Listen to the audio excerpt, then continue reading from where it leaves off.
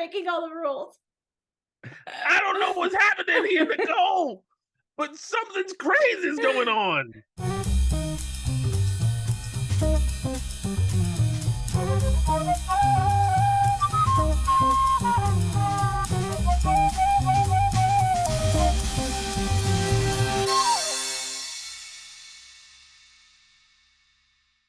Welcome to the Real Agents Podcast, a weekly podcast where our mission, should we choose to accept it, is to talk about life, real estate, and everything in between.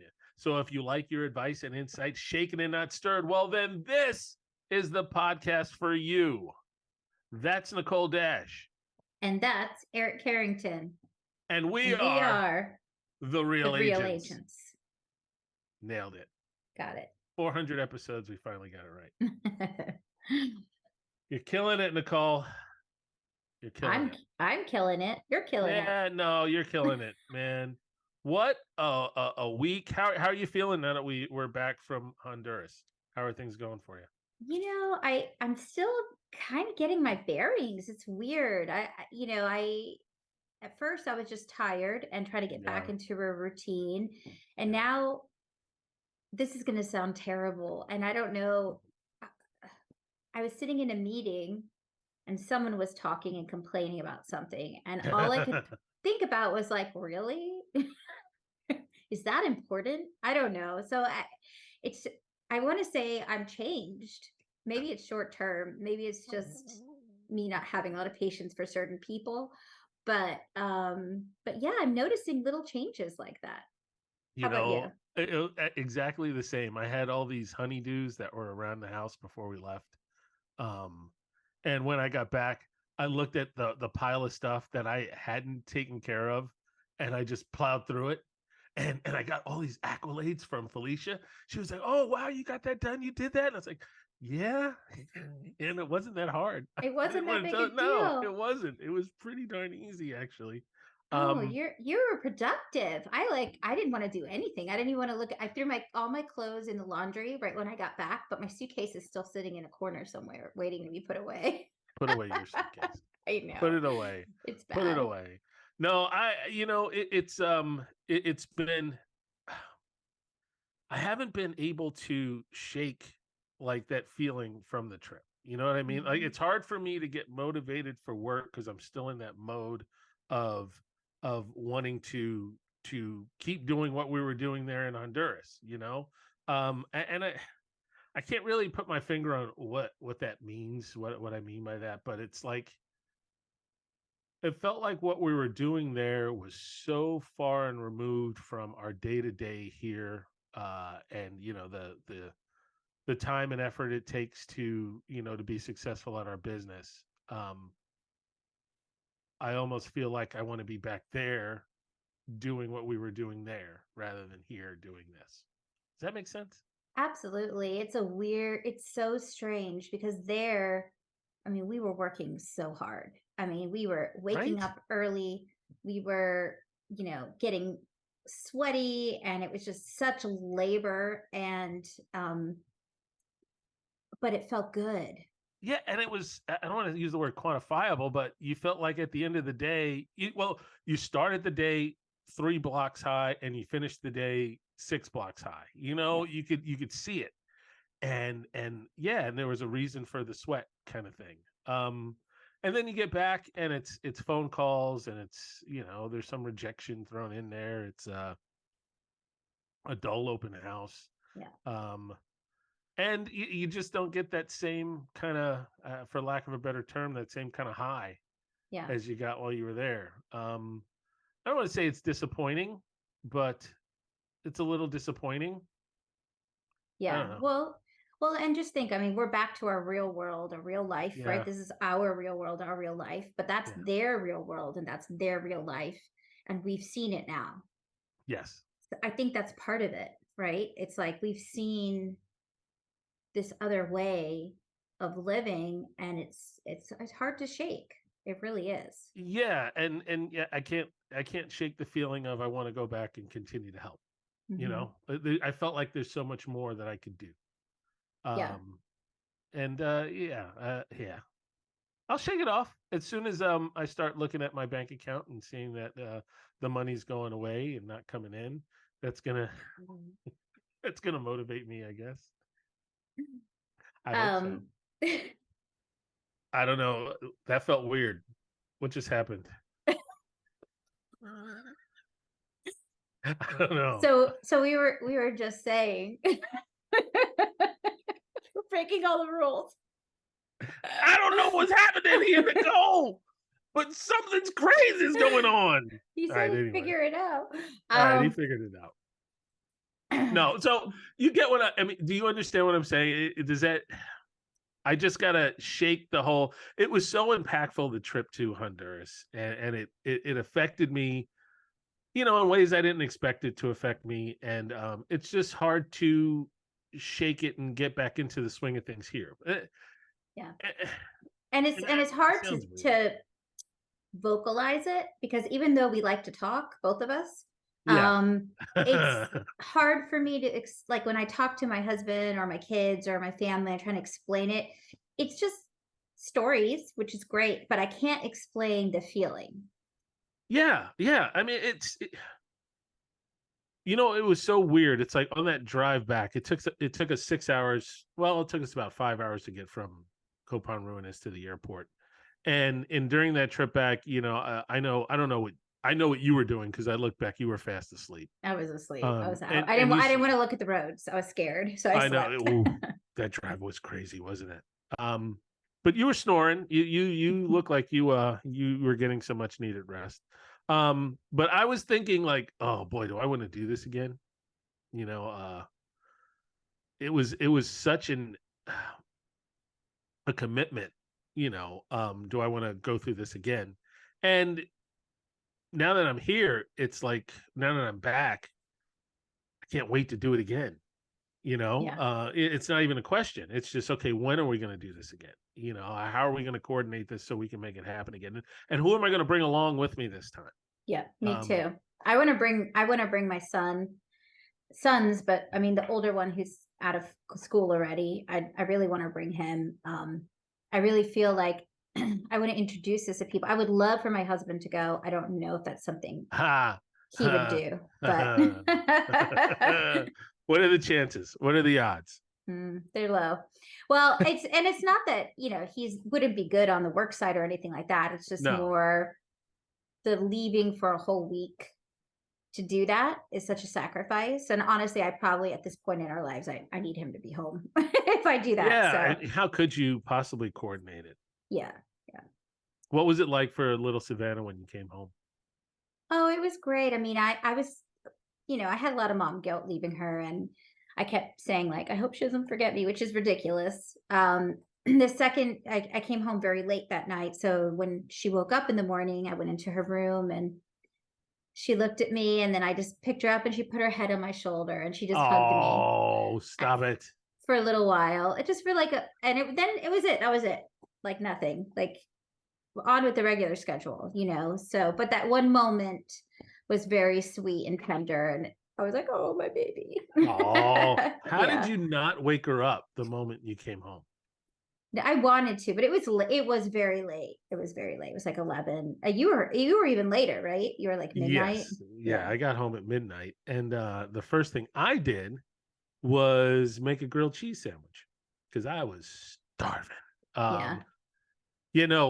How about the trip back? How exciting was that? All That was right. awesome. First of all, whoever was scheduling Ah! these flights, we need someone else to schedule the flights because they scheduled back-to-back flights with barely an hour between, Yeah. right? And it was an international flight into Miami, and then Yes. from Miami to Reagan National. Yes. Reagan is not an international It is airport. not. No. So we had to remove our luggage, go through customs, and the first flight was delayed. So we barely, by the skin of our teeth, made it to the second flight.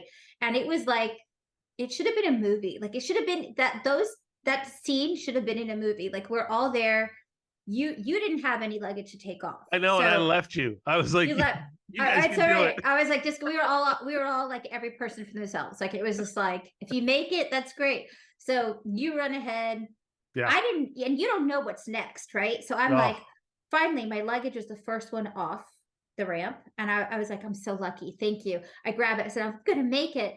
And so then I realized, oh, I still have to go through security with the luggage. yes. Okay. I didn't know that. Then I see the sign. It says our gate was gate 5. And it And said, we were gate, at gate well, no, we were 25, right? right. It was opposite. I said 0 to 25 that way. And I was like, oh, good. We're gate 5. No, it was the opposite counting or 25, right? The opposite, whatever. We had to Oh go, my God. we had to run 20 gates to And it get, wasn't like it was just 20 gates. It was no, like there were restaurants and like yeah, shops. And then you got to gate 24. And then right. there were another restaurants and shops, and you were at gate 23. Oh And that my kept gosh. happening. I was like, It kept, oh my God, it was awful. it And the had whole to be. time, yeah, how long? How long do you think? Well, I think it had to be about a mile or a mile and a half when you were expecting it to be like 50 yards, Right, right? So exactly. that was a little crazy. And yeah, there were people. It was crowded. It wasn't like it was empty. And you were dodging people. I don't know how many people I'm saying to them, right behind you, right behind you, and they still just keep walking in front of you. They didn't care. Oh, it was so frustrating. And a couple of times I thought, you know what, I'm gonna stop, I'm gonna text them and let them know how long this is and maybe warn them so they could get like one of those shuttle buses. And then I was like, nah, screw it. They'll figure it out. They'll make it or not. I gotta Well, keep going. so I'm screaming to you, you're in the line, and I'm like, Eric, Eric. And then you turn around. How surprised were you to see me? Oh, You I didn't was flabbergasted. you I didn't think know, I was making it. no, no. And the amount of sweat that was dripping off your forehead, I was dying. I wanted to give you a sponge. I was dying. I was like, Eric, I need to get in shape. I need it was the first response, not hello, nothing. It Yeah, you was did. You walked bad. up, I gotta get into shape. I was like, okay, I get it. I get it. It was No. bad, but we made it. Yeah, we made it. Yeah, and everybody made it. That's what was really impressive. Yeah. Yeah. But Everyone made it one at a time. One at a I was time. upset for another reason though, Why? because our host, Mr. Phil Oh, Lane, yes. Mm. had dropped a, hey Eric, give me a ride home. I was like, oh, okay, I love you, Phil. I'll give you a ride home. And then he proceeds to tell me while we're on the first flight, oh, you know, I got my flight's a half an hour later than yours. Oh, you're kidding, right? No, I'm on an 11 o'clock flight. You're on the 10:30. I was like, dude, you know the phone number for Uber? Right. Get in a taxi. That's No. what I did. I pulled up, got my luggage, and just went right outside and jumped in a taxi. To me, I saw you jump in that cab too. oh, you did? You did? Yes, I Yeah, did. Yes. You it's were so much very easier. efficient. Yeah. You made it happen. And I was so jealous that you were able to just head right home. No. You know what? And we got in a little bit early. His flight got in early too. So it wasn't that bad. It was all right. Yeah, it All right. worked out. But And, yeah, and if it no, wasn't for him, we never would have went. So that's right. Yeah, yeah. he uh Jeff. and Jeff, sorry, I wanted to say Lane, Yeah. that's his last name. They were awesome hosts and they were Right? so organized. And it's so interesting because I'm such a planner and I plan all my trips and I know I have itineraries. And I kept saying to Jamie, who was helped coordinate on our end, like, is there an itinerary? Is there this? Is there that? I was getting nothing. So I was like building my own itineraries. I was like, okay, well, I was so happy to know that when I got off the plane, it was all taken care of. All the meals, all the transportation, everything was thought out. And it was the great excursion to the Mayan ruins. Like I felt like we were taken care of while we were taking care of others. If yes, if it hadn't been that level of scheduling and preparedness, yeah, this trip could have been a totally different experience. But Yeah. yeah, Palmetto Mission International, they above and beyond as far as I'm concerned. I fully did not expect their level of expertise in this whole thing from all standpoints. The coordination. Like, granted, they didn't do the flights, so I'm not Right. going to blame That's them that's for where that. we messed up. That was our Yeah. fault. But everything else was like boom, boom, boom. Phil did say that the drive was going to be 3.5 hours, then it turned into 4.5 hours, then it was actually 6 hours. But that's not his fault. He doesn't work for Honduras roads Honduras and roads. yeah. Speaking of Honduras roads, speaking of the Oh wow, roads, yeah, we knew that we were going at a time like towards the end of the rainy season, yeah, and what we learned is that keeping up with the roads in that country is so hard because of the rainy season. They can't get any work done. yeah, And so we were seeing the deterioration of roads, especially on the one going up to the mountain to where we were working in the village in Barbasco. And I cannot believe that we just found out that that road is now washed out. yeah. We got so lucky, and it's so unlucky and so sad for the village. They haven't been able to continue with any of the work that we started because roads have been washed out and they had torrential rains. I guess the day we left is when it just really started coming down. Wow, that's crazy. That's yeah, Yeah. we were very imagine how sad we would have been had we arrived Oh, to that and then not been able to work and not have that experience and not been able to help them the way we wanted to. So I feel great that we were able to do it. I just hope that they can repair the roads quickly for all of them over there. and that really is. I mean, maybe it speaks to a higher power, but it was everything just fell in line for us while we were there. The weather was exceptional. There had been all these warnings about, the bugs and make sure you deed up, but I never really experienced any kind of situation with that. The only thing was, a little bit of stomach disorder, upper intestinal issues. Um, but yeah, nothing too crazy went down at all. And that really helped to make this whole experience something that I can't wait to do again. You know, Absolutely. Yeah. right? Yeah, I'm very curious as to when, and that's the conversation we have to have is, are we doing another trip like this as a team, or is it is up to us to do it individually at this point forward, right? So that's something I really want to have that conversation soon. I really think that we're locked in as a team. Because I don't know, just hearing the the conversations around the office and with Jen, our co-owner. I really think he wants to be a part of the next trip, and I think there's a few other people that have heard our experiences and really want to be a part of it. So I would hope, fingers crossed, that yeah, the team will be involved with this in the months coming up and early next year. I think what did they say the next big trip for PMI is February, but that would be really hard February. for us. Yeah, that's too hard. And then I think they have one in July, Maybe a which little easier. it'd be easier in terms of schedule. I don't know what the weather's going to be like there. Is it like really, really hot? Like I could I only can, imagine. Yes, because I would bet it would be, yeah, barely unbearable. yeah, barely Yeah. unbearable.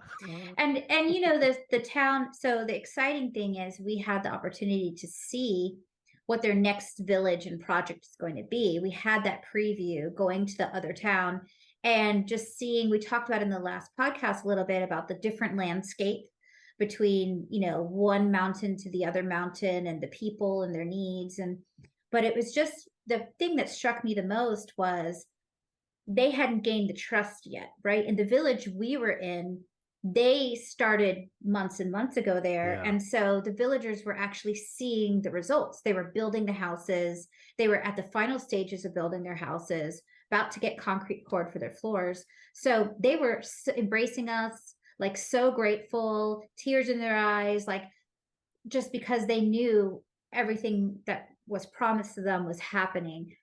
The other village was a little more unsure, right? Meeting us for the Yeah. first time. Yeah. And that was Yeah. an experience, right? You felt the awkwardness, the discomfort when we walked Yeah. in. Yeah. You could tell that they weren't really sure who these people were and, if these people were for real. But you could also see that they were receptive to us as well. At the same time, it wasn't standoffish. I think it was more cautious. kind of thing. Yeah. Um, and that village looked like it really could use the help. I mean, and maybe I'm saying that wrong. I would be excited to see how the program works out in that village because you Yeah. could see what they needed and how important those homes were going to be to those people. Yeah, Um, absolutely. And what I found is, there's limited resources and there's a whole application process. It takes months and months before a village is approved. And yeah, so we were sitting there with them, and the one woman who walked forward yeah, to ask if she could have a house, right?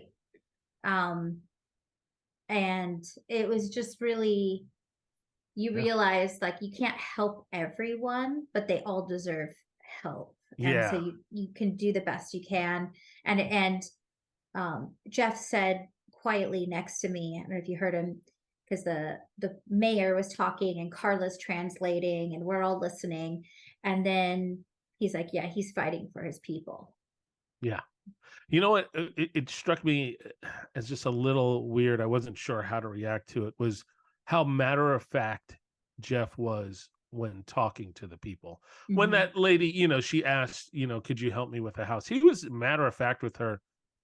You're not on the list.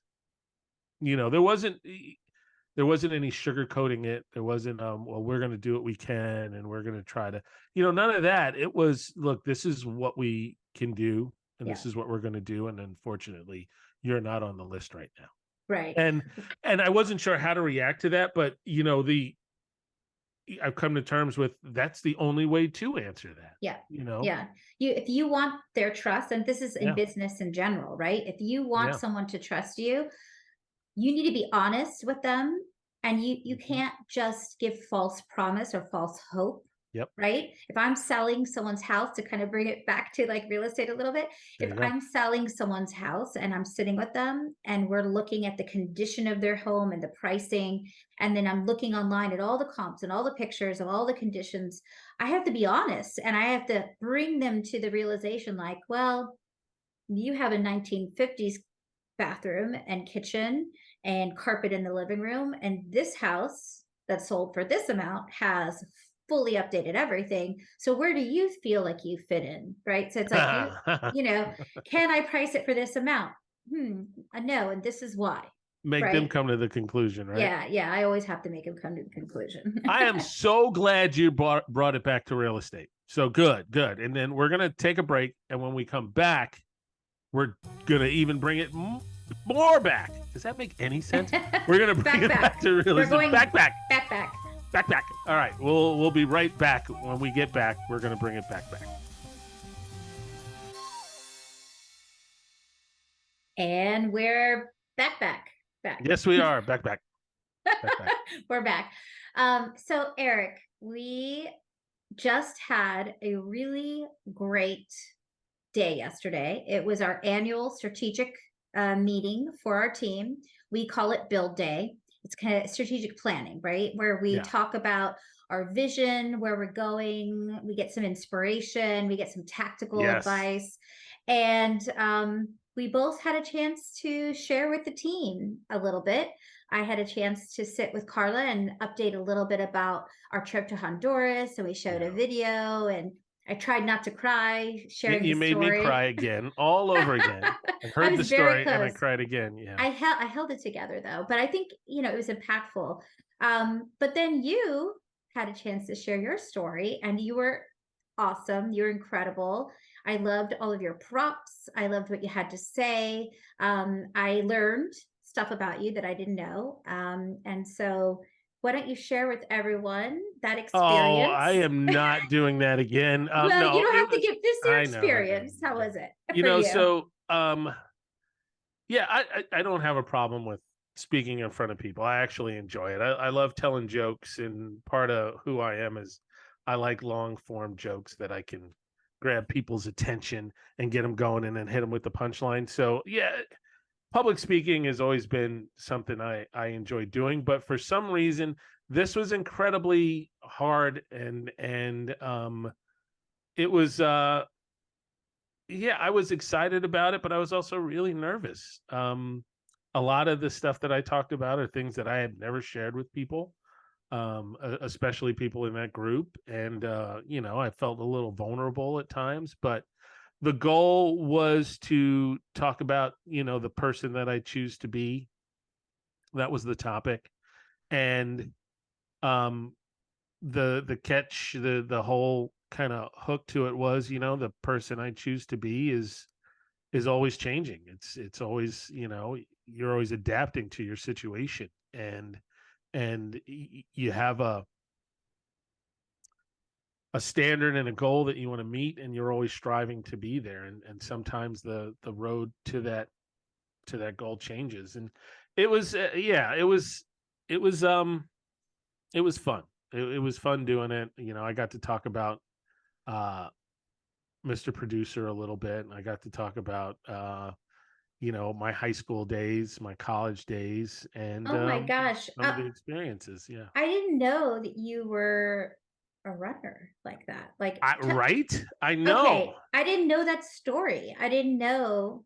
I don't know. Can you share that? Yeah, Just that one story, that one okay, yeah, little I'll share story? that one Share it. story. So yes, when I was in high school, I was a very good track athlete. Yeah, I ran the 200, 400 sprints mainly, and was really good in the 400. Was good in the 200, but was really good in the 400, to the point where I was convinced that I was going to be an Olympic athlete. Even thought about my first tattoo is going to be the Olympic rings because it's going to motivate me to get me to the Olympics. Well, um, I was running in a race my junior year of high school, and it was an indoor 300, and I was gonna win it. I had passed the other two people in the race, and I was on that, you know, the last stretch, maybe about 20 yards from the finish line, and broke my hip. Basically, I mean, I pull can't a muscle. believe that. I Yeah, can't it was. believe you broke your hip Yeah, and you're neither. I couldn't believe it either, Nicole. that It was a how? surprise. You're running and you just overexerted yourself. You just Yeah, were well, that passionate that you just I yes, I can't ran through imagine. my hip. No, so I was always really tight. Like I always had tight Mm, hamstrings, and wasn't the best stretcher out there. But I guess my hip, the muscle that runs up the side, you know, along your hip, I stressed that, pulled it, it kind of snapped, and when it snapped, it took a piece of bone off. Is what the doctor told me. Yeah. wow. And there's no way to cast it. You can't you can't wrap a cast around your hip. So they just had to leave it, and I had to, you know, I had to go through therapy and work it. But my times prior to breaking my hip were exceptional. I was on a path to run you know, a 400 at a collegiate level pretty, you know, pretty well. If you know anything about track times, 400, really good time in the 400 back when I was running was sub 50, like 49, 48. And I was running 49s at 15 years old. I was there. Um, but after that, yeah, I hardly ever broke 50 again, and just couldn't Wow. get my times down. It was disappointing, but you know, Yeah. But you had to how many people run in the pivot Olympics anyway? and adapt, Pivot right? and That was adapt, pivot and baby. adapt. That Yes. was the topic that you kept going. And it was interesting because without planning it, that was a theme that a couple Right? of people hit on in our build day, which I thought was really important for the market that we're in right now, is Yeah. being able to pivot and adapt and not give up and not make excuses, right? I mean, Yeah. we can all be like, well, the interest rates are high, that's why this didn't sell. I couldn't, whatever it is. This person doesn't want to sell their home because they have such a great interest rate. They don't want to get that's true, but how am I going to pivot and work with the people who need to sell, And right? So, that's what I was trying to get across, is that, you know, despite every failure along the way, there's a success can be made out of it. You know, it's truly a failure if you don't learn from it. Um, so having that ability to pivot and adapt is just basically being able to grow each time. And yeah, it absolutely played into the theme of the day unintentionally. Yeah, it kept coming up again over and over with everyone, not everyone else's speech, but a few other speeches talked about that ability to adapt. Because it really is in our industry right now. If you don't have that ability to adapt to what's coming down the road, it's going to leave you on the sideline, and you're going to be on the outside looking in at everyone else who's figured it out. So there has not been, I think, a more important message right now in our current industry than that ability to kind of ride the wave and adapt to what's coming. Um, Absolutely. Yeah, and I really liked, we didn't get a chance to do it enough, but our little vision notebooks that we're putting yes, together, that really lets you, instead of a vision board that's a little notebook size that you can actually yeah, paste and glue and put things in, and set some goals for ourselves for the future, which I like doing that because it just is another way to kind of brainstorm my wishes and dreams. And yeah, sometimes if I just write it out, it's not the same as I can create it visually. So I yeah. do like doing that. I am so guilty of not going back and holding myself accountable for the things that I want to get done. And having a book like this um, kind of forces you to do that. It forces you to go back and look through it.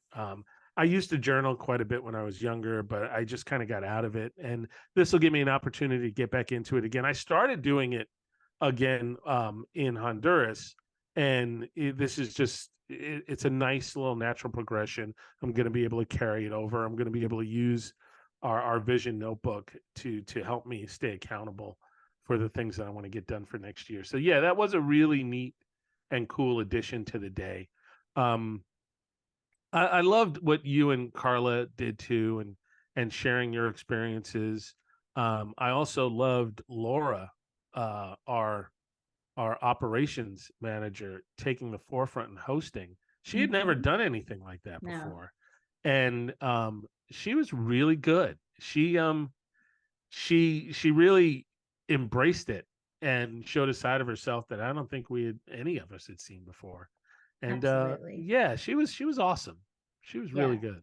She was great. And, she was really, really, she's always instrumental behind the scenes of kind of like Yeah. pulling it all together. We all have these ideas and whatever, and she's trying to rein us in and make it all connecting the dots.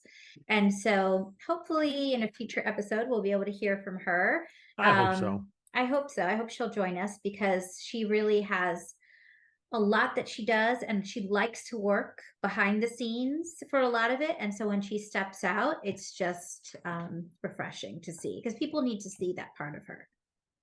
Another part that was really interesting is when Jay brought up some of the newer agents and they told their stories.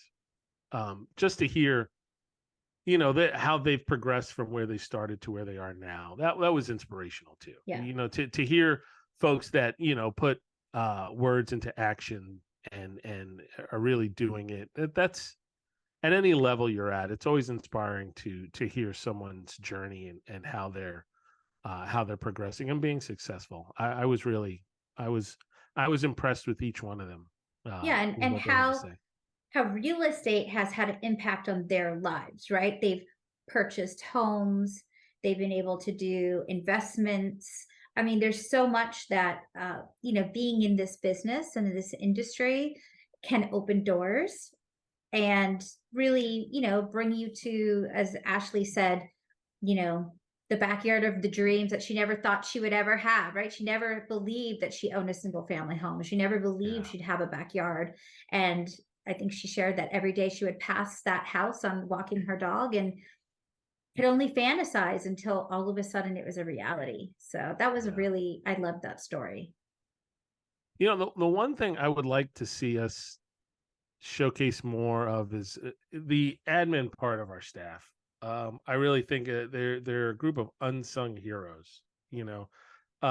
Those signs don't put themselves up. Those homes don't stage themselves. There's a group of individuals that do that for our team, and they're so consistently good. I think we lose track of what they're doing. Yeah. because we just expect it.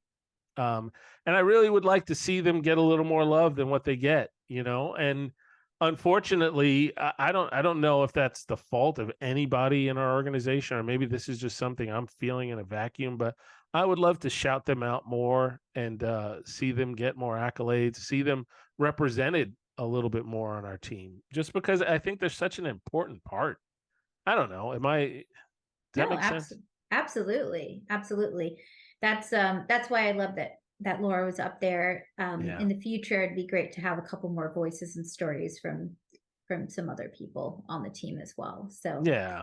yeah. I'm specifically looking at Mr. Producer. We're gonna hear Mr. Producer's story. Yeah, I want to hear his story. I don't know anything about him. I I don't know what he does. He's not even paying attention to us right now. You think know that, he's asleep. I think that's what right? happened. Or he's probably playing a video game or something silly. Anyway, no. So Bill Day was fantastic. It was great, and I love that our team does that. And you know what? Are we the only team that does something like that? Probably not. But do we do it better than most? I bet we do. I I don't think think we do. anyone. We Yeah, have right. to. Yeah, Has to. yeah. I feel like, and we're always, the one thing that I like about our team is we're always trying to improve. We're not just living by like, oh, because tradition says, right? Or Yes. this is how Yeah. it's always been done. And I do credit Jay and Jin for this because ever since they took over, it has been a forward movement, and not just our capacity to sell houses, but in the strength of the business of the team, right? And the strength of who we are, our culture, prioritizing, having an HR. I mean, what real estate team hires an outside HR person to come and do trainings with them? I mean, I don't know. I don't know if that's a thing for real estate teams or not. It just, I think that the fact that they care about that and they prioritize that says so much. You know, this team was incredibly successful when Debbie was at the forefront, when she was running the show. It was an incredibly successful team in dollars and cents in numbers. Um, when she stepped aside and Jay and Jin took over, uh, I don't want to say they shifted. It wasn't a 180, but the focus, I think, really changed from the whole let's numbers are the most important to it became more of clients experience and agent experience came to the forefront, and that whole dynamic, I think, really just took this team to a whole nother level.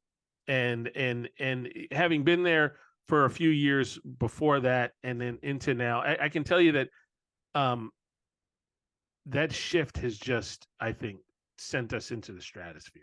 Yeah, um absolutely. They just I have this Yeah. abundant mindset, right? For everyone. They want abundance for everyone. They want everyone to succeed. And sometimes I sit in meetings and I hear Jen talk or I hear Jay talk.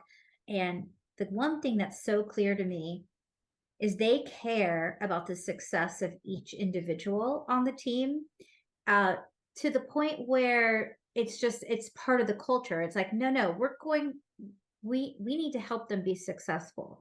Oh, they're facing this challenge, so we need to do this to help them. It's just they care. And I don't know if you find that a lot in business, especially a I, sales organization. exactly. Not in sales. No.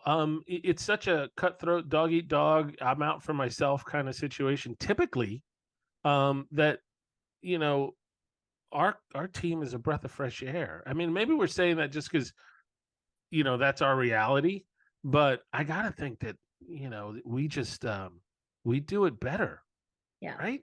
Yeah. It's got to And be.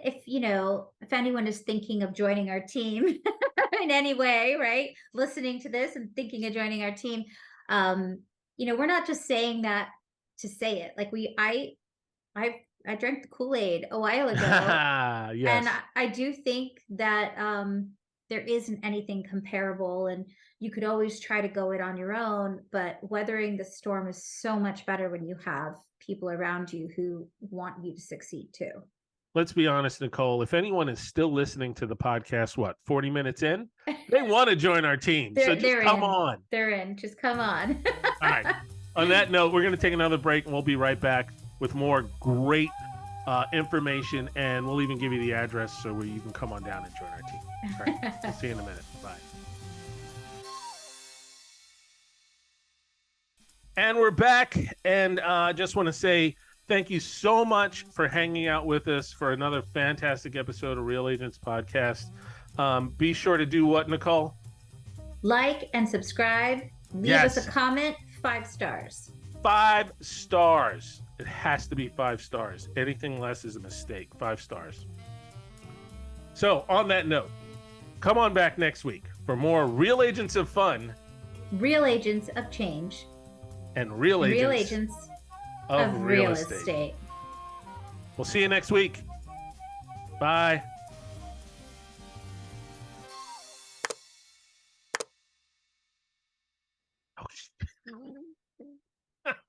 You know how that little, when it says recording in progress, that little box pops up and it says got it, right? Yeah. You know what I'm talking about. So I went to go press that I got it, but then I lost the whole screen. It took you away. I guess I didn't have it.